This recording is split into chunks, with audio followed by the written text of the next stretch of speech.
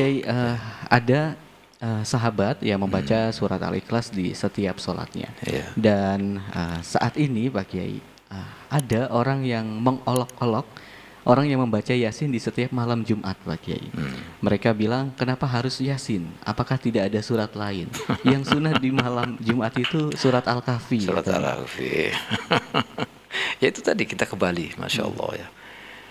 Artinya kita terkungkung dengan pendapat yang seperti ini. Kita terkungkung, kita nggak bisa bebas sesuai dengan tuntunan Rasulullah. Berarti ada kurangnya.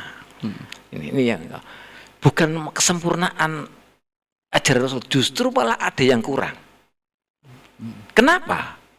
Rasulullah memang ada di situ menjelaskan bahwa pembaca surat Al-Kahfi itu bisa nawwarul qulub.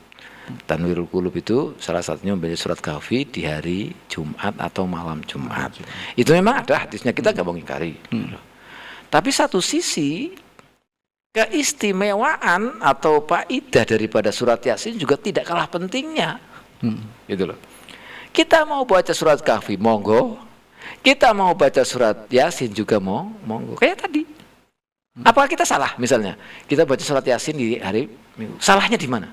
Tidak diperintahkan oleh Rasulullah misalnya. Karena Rasulullah tidak memerintahkan kalau oleh Jumat itu bacanya surat Yasin, tapi bacanya surat Kahfi. Kalau baca surat Yasin berarti salah. Karena Rasulullah tidak memerintahkan. Lah sahabat tadi nggak memerintahkan baca surat Al-Ikhlas. Gitu loh. Ya kan? Apa kita mau menyalahkan? Oh, sahabat kurang ngajar sama Rasulullah. Nggak mungkin. Artinya ini adalah justru letak kesempurnaan ajaran Rasulullah. Semuanya, seperti surat yang lain, apa yang dibaca yang lain, itu masing-masing punya faedah macam-macam. Kalau surat ingin misalnya surat Yasin supaya kita kirimkan kepada ahli keluarganya yang sudah meninggal dunia. Ini bagus sekali. Kenapa? Karena Rasulullah menjelaskan masalah misalnya dalam hadis itu iqra'u ala mautakum Yasin misalnya. Walaupun itu sebelum meninggal dunia istilahnya, tetapi Yasin yang menyangkut kita kirim doa atau untuk yang akan meninggal dunia atau yang sudah meninggal dunia, ini cocoknya surat Yasin bukan surat Kahfi. Kalau surat Kahfi untuk yang masih hidup maksudnya.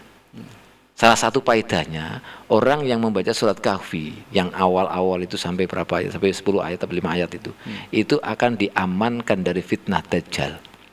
Itu ada hadisnya.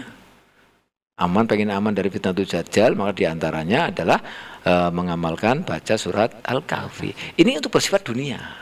Meskipun akhiratnya juga pasti akan dapat, tetapi titik yang menonjol yang diutamakan ketika kita berhubungan dengan orang yang meninggal dunia, kita ingin mengirim Al-Quran, kita ingin pahala-pahala yang kita baca, itu biasanya kan Yasin. Karena memang ada hadisnya iqra'u ala mautakum Yasin, yang berhubungan dengan orang-orang yang mati itu adalah Yasin misalnya. Maka boleh mau baca Yasin boleh, mau baca Kahfi boleh, mau dua-duanya ya malah bagus gitu loh. Jadi ini justru kesempurnaan Islam, sempurnaan ajaran Rasulullah Shallallahu Alaihi Wasallam. Jangan kemudian kamu jangan baca Yasin, baca saja Kahfi misalnya. Berarti kita ada pelarangan. Ini berarti ada masalah ini. Gak sempurna. Padahal bacaan Al-Quran semuanya sama baca. Maksudnya Al-Quran itu baca saja, nggak harus surat Kahfi kita dapat pahala. Nah, kalau kita dibatasi Kahfi saja, seolah-olah kita melarang bacaan yang lain. Ini kan nggak etis, maksudnya. Aduh, ada masalah ini berarti dalam pemahaman nusus atau kontek dari Rasulullah Shallallahu Alaihi Wasallam. Mau baca Kahfi monggo, mau baca Yasin monggo, digabung bagus. Nah begitu loh maksudnya. Jadi inilah kesempurnaan ajaran Rasulullah Shallallahu Alaihi Wasallam.